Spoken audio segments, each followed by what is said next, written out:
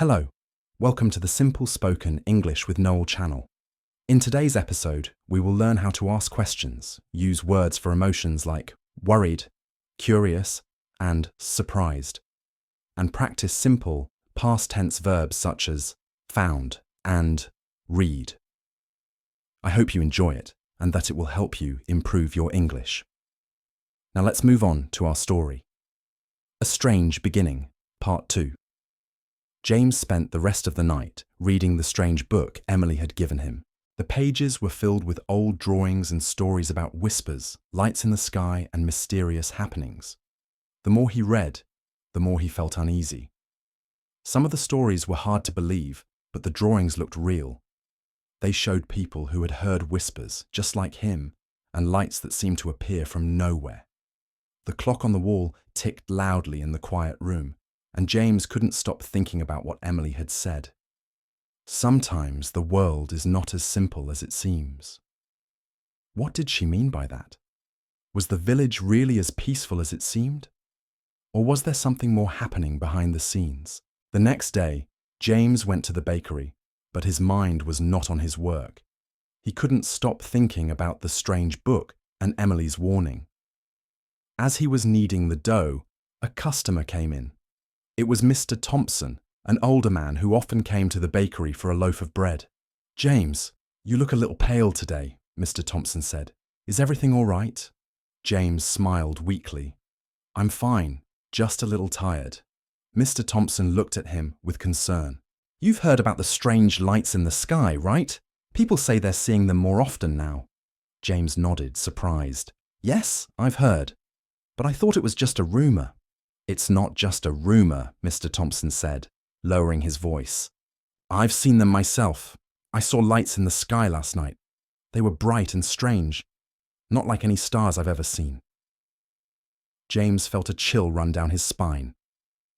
"Did you hear anything too? Any whispers?" Mr. Thompson looked at him closely. "Whispers? You mean like someone calling your name?" James felt his heart race. "Yes, exactly. I heard someone whisper my name last night." Mr. Thompson seemed to think for a moment before speaking slowly. "I don't know what it means, James, but I've heard other people say the same thing. They hear whispers, and then the strange lights appear. People are starting to talk about it more." James felt a mixture of fear and curiosity. Was Emily involved in this somehow? Was she connected to the strange things happening in the village? Later that afternoon, James decided to visit Emily again. He needed answers. When he arrived at her house, he knocked on the door, but there was no answer. He knocked again, louder this time. Still nothing. James turned the handle, and to his surprise, the door opened. "Emily," he called softly. "Are you here?" There was no answer, but the door creaked open wider, inviting him inside. James stepped in, feeling a sense of unease wash over him.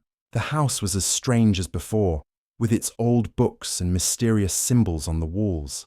But today, something was different. The air felt heavier, almost as if something was watching him. He called Emily's name again, but still no answer. As he walked deeper into the house, he noticed something odd. The book she had given him was lying on a table, open to a page he hadn't seen before. The page was covered in strange symbols that seemed to glow faintly. James reached out and touched the page. As his fingers brushed against the symbols, he felt a shock, like electricity running through his body. He quickly pulled his hand back, his heart pounding. What was happening? Was the book dangerous? Why did it feel so alive? Suddenly, James heard a voice from behind him.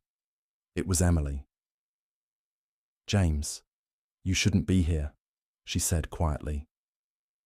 James turned around to see her standing in the doorway, her face pale and serious. "What's going on, Emily? What is this book?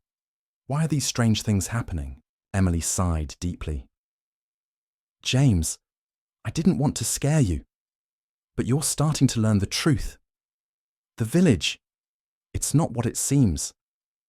There's something darker at work here, and you, James, might be the key to understanding it."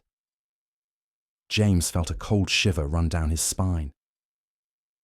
What do you mean? What do you know about the lights, the whispers, and everything that's happening? Emily's eyes seemed to darken as she stepped closer to him. I can't explain everything right now, but I will tell you this. You need to be careful. The whispers, they're not just dreams. They're a warning. And if you don't listen to them, something terrible could happen. James felt more confused than ever.